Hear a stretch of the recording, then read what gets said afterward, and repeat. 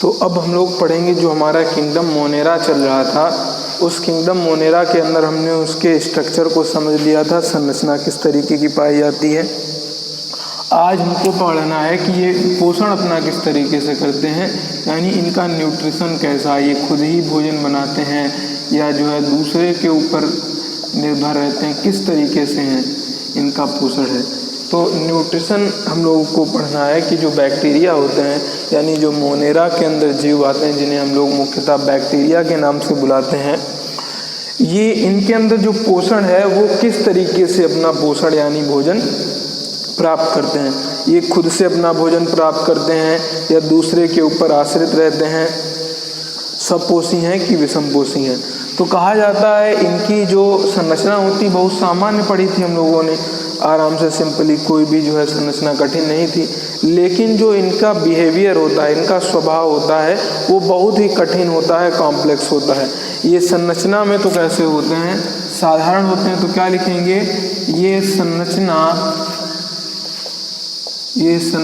में साधारण लेकिन स्वभाव में जटिल होते हैं, स्वभाव में जटिल होते हैं। संरचना में तो भाई साधारण होंगे, लेकिन स्वभाव में कैसे होते हैं, ये जटिल होते हैं, यानी इनका स्वभाव कैसा होता है, कठिन। अब ये बात करेंगे मुख्यतः कैसे होते हैं। तो ये दो तरीके से अपना जो है पोषण करते हैं। एक तो होते हैं स्वपोषी प्रकार का, स्वपोषी जिसे कहते हैं ऑटोट्रॉफिक। ऑटोट्रॉफिक में भी ये दो तरीके से करते हैं। एक होता है हमारा फोटो सिंथेटिक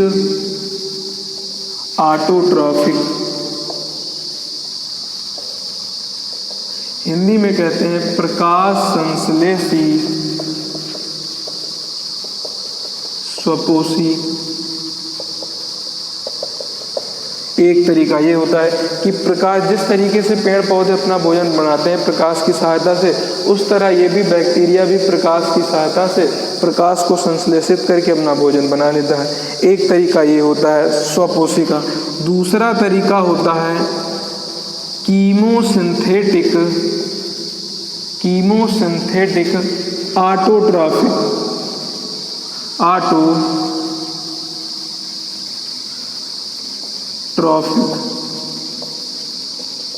इसे कहते हैं रसायन संश्लेषी स्वपोषी। तो स्वपोषी में भी दो प्रकार के, अगर प्रकाश की मदद से भोजन बना रहे हैं स्वयं तो उसे कहेंगे प्रकाश संश्लेषी। अगर किसी रसायन के द्वारा, किसी केमिकल के द्वारा अपना भोजन बना रहे हैं तो उसे कहेंगे रसायन संश्लेषी स्वपोषी, कीमोसिंथेटिक ऑटोट्रॉफिक। दूसरा होता है हमारा विषमपोषी।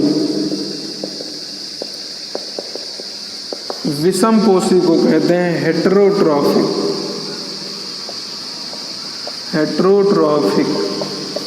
हेटेरोट्रॉफिक यानी विषमपोषी का मतलब दूसरे जीवों के ऊपर आधारित रहते हैं। किसके? दूसरे जीवों के ऊपर जो आधारित रहते हैं उन्हें कहते हैं हम लोग विषमपोषी। अब विषमपोषी में कितने प्रकार होते हैं, मेन प्रकार पढ़ लिए। नंबर 1 होता है पैरासाइट, जिसे कहते हैं परजीवी। नंबर 2 पर होता है, ये केवल नाम याद रखना है आपको, नंबर 2 पर होता है पैरासाइट हो गया सिम्बायोसिस, सहजीवी। और नंबर 3 पर आता है सैप्रोफाइटिक।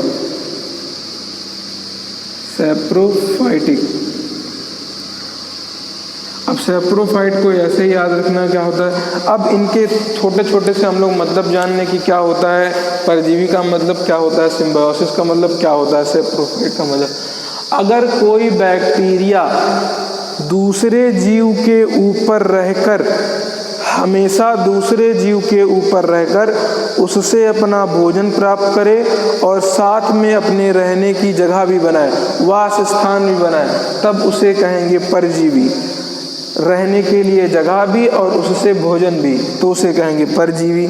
सिम्बायोसिस का मतलब है कि बैक्टीरिया जब किसी दूसरे जीव के साथ साझा करे, अगर कोई एक जीव दूसरे को भोजन दे तो दूसरा जीव दूसरे को पानी दे, यानी साथ साथ रहे, साथ साथ जीवन अपना यापन करे। सह का मतलब होता है साथ साथ, जीवी का मतलब होता है जीवन। जब साथ साथ अपना जीवन यापन करे तो उसे कहेंगे सहजीवी। अब इसी तरह सेप्रोफाइट क्या होता है? सेप्रोफाइट का मतलब होता है कि जब बैक्टीरिया सड़ी गली चीज़ों से या जो चीज़ें ख़त्म हो गई, जैसे कोई जानवर ख़त्म हो गया या कोई प्लांट ख़त्म हो गया, तो देखते हो वो सड़ने लगता है धीरे धीरे। तो सड़ने का काम यही तो सेप्रोफाइट विधि के द्वारा बैक्टीरिया करते हैं। जब बैक्टीरिया जीवाणु सड़ी गली चीज़ों से अपना भोजन प्राप्त करने लगते हैं तो उसे क्या कहते हैं हम लोग? जब बैक्टीरिया जो है सड़े गले चीज़ों से अपना भोजन प्राप्त करने लगे तो उसे कहने लगते हैं सेप्रोफाइट। सिम्बायोसिस का मतलब साथ साथ जीव रहें, परजीवी का मतलब दूसरे जीवों के ऊपर रहकर उनसे भोजन और रहने की जगह लें। सेप्रोफाइट का मतलब है सड़ी गली चीज़ों से अपना भोजन प्राप्त करें। तो ये पोषण हो गया। इनमें लिखना कुछ नहीं है, बस सीधे सीधे याद रखना। पूछा जाए पोषण बैक्टीरिया कैसे करते हैं तो आप कहेंगे स्वपोषी भी प्रकार का, विषमपोषी भी प्रकार का। फिर पूछा जाए स्वपोषी में भी कौन कौन सा, तो कह दीजिए प्रकाश संश्लेषी भी और रसायन संश्लेषी भी। अगर विषमपोषी में पूछा जाए तो कह दीजिए परजीवी तरीके से भी, सहजीवी तरीके से भी, सड़े गले यानी सेप्रोफाइट तरीके से भी भोजन प्राप्त करते हैं। तो ये हो गया पोषण की विधि। अब हम लोग आगे पढ़ेंगे इनमें रिप्रोडक्शन कैसे होता है, जनन। अब जनन जो है इनके अंदर जो रिप्रोडक्शन होता है वो 3 विधियों के कारण होता है, 3 तरीके से। एक तो सेक्सुअल, दूसरा एसेक्सुअल और तीसरा वेजिटेटिव कायिक। तो अब हम लोग पढ़ेंगे रिप्रोडक्शन, जनन। रिप्रोडक्शन ये सब किसके बारे में पढ़ रहे हैं हम लोग? ये पढ़ रहे हैं केवल और केवल बैक्टीरिया के बारे में। रिप्रोडक्शन इसे प्रजनन कहते हैं। नंबर 1 तरीका होता है इनका कायिक प्रजनन, और कायिक प्रजनन को कहते हैं वेजिटेटिव रिप्रोडक्शन। Vegetative reproduction. अब वेजिटेटिव रिप्रोडक्शन के अंदर जो है 2 तरीके आते हैं। जो बैक्टीरिया होता है वो कायिक प्रजनन किन किन तरीके से करता है? 2 तरीके से करता है, और कैसे करेगा वो जानेंगे। नंबर 1 तरीका होता है बाइनरी फिजन।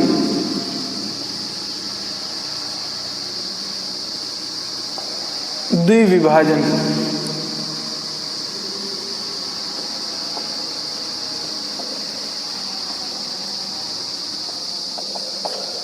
अब जो बाइनरी फिजन होता है बैक्टीरिया के अंदर, द्विविभाजन जो होता है वो बहुत ही सामान्यता होता रहता है और अनुकूल परिस्थितियों के अंदर होता रहता है। तो इस तरीके से हम लोग देखेंगे क्या होता है कि जो द्विविभाजन है लिखेंगे, इसके अंदर ये सामान्यता पाया जाता है। मतलब या कैसी परिस्थितियों में? अनुकूल परिस्थितियों में कि प्रतिकूल? तो लिखेंगे अनुकूल या अनुकूल दशाओं में होता है,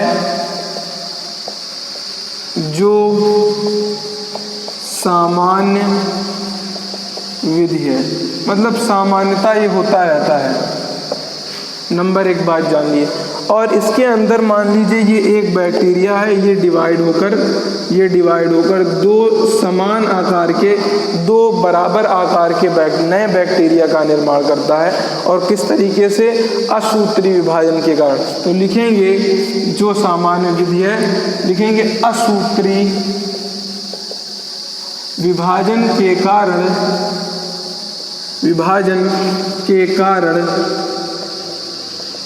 जीवाणु 2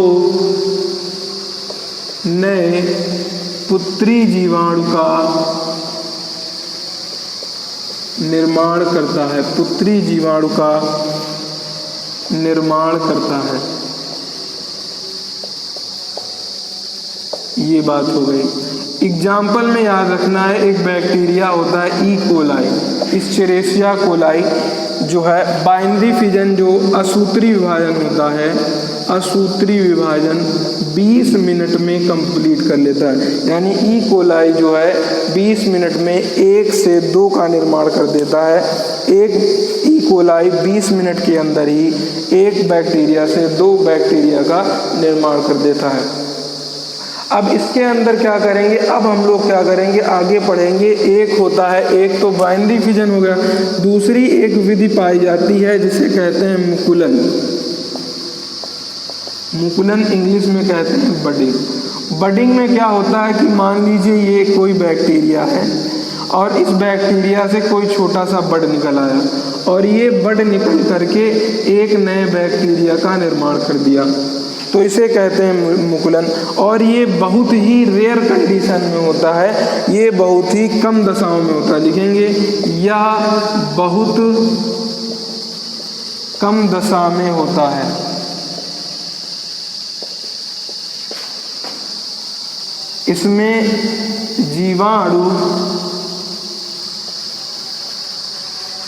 इसमें बराबर नहीं होता, इसमें छोटा बड़ा होता है। तो लिखेंगे इसमें जीवाणु संरचना तथा आकार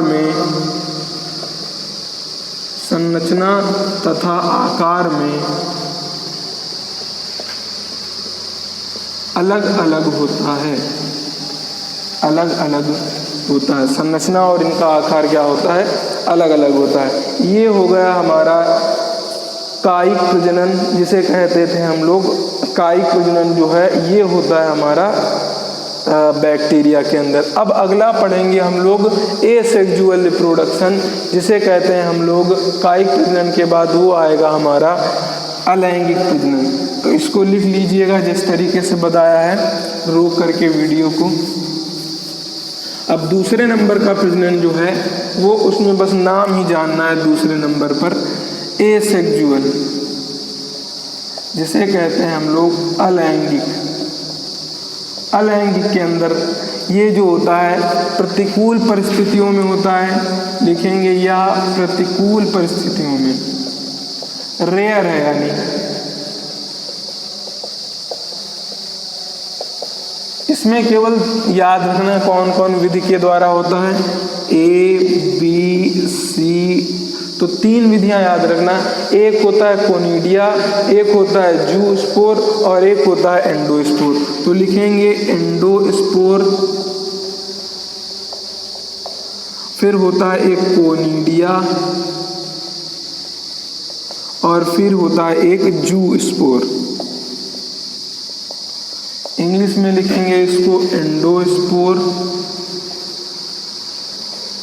कोनिडिया, जूस्पोर। इसके द्वारा ये तो लिखेंगे जूस्पोर द्वारा होता है, कोनिडिया द्वारा होता है और इसके द्वारा। बस इसमें ये 3 नाम याद रखने हैं कि अलैंगिक प्रजनन जो होता है बैक्टीरिया के अंदर प्रतिकूल परिस्थितियों में होता है और 3 विधि के द्वारा, एंडोस्पोर, कोनिडिया के द्वारा और फिर थोड़ा होता है हमारा जूस्पोर के द्वारा होता है। अब अगला हम लोगों को पढ़ना है लैंगिक प्रजनन।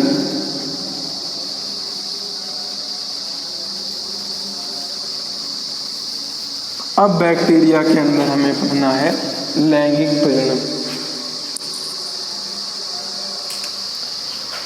तीसरा वाला लैंगिक प्रजनन, सेक्सुअल रिप्रोडक्शन। तो सबसे पहले ये याद रखेंगे कि इसके अंदर जो बैक्टीरिया होता है, बैक्टीरिया के अंदर वास्तविक लैंगिक प्रजनन नहीं पाया जाता है। तो लिखेंगे इसमें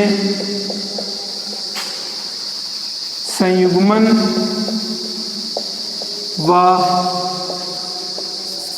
व अर्धसूत्री विभाजन के कारण, अर्धसूत्री विभाजन के कारण वास्तविक लैंगिक जनन नहीं पाया जाता है, लेकिन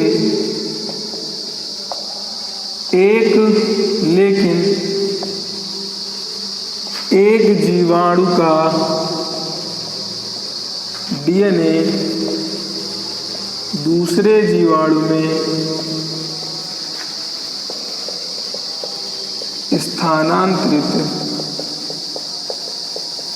हो जाता है, उसको ही कह देते हैं हम लोग की जो है लैंगिक जनन। जैसे ये बैक्टीरिया है और इसके अंदर ये डीएनए पाया जा रहा है, तो ये डीएनए क्या होगा, दूसरे बैक्टीरिया के अंदर इस तरीके से चला जाएगा, तो यही लैंगिक प्रजनन मान लिया जाएगा बैक्टीरिया के अंदर। तो ये याद रखना, लैंगिक प्रजनन, वास्तविक लैंगिक प्रजनन नहीं पाया जाता क्योंकि अर्धसूत्री विभाजन और संयुग्मन जो है इसके अंदर नहीं पाया जाता, लेकिन एक बैक्टीरिया का जो डीएनए होता है दूसरे बैक्टीरिया में चला जाता है, इसी को ही हम लोग लैंगिक जनन मान लेते हैं। तो आज के लिए इतना ही रखेंगे। प्रजनन हमारा टॉपिक कंप्लीट हो गया है, फिर मिलेंगे अगले वीडियो में।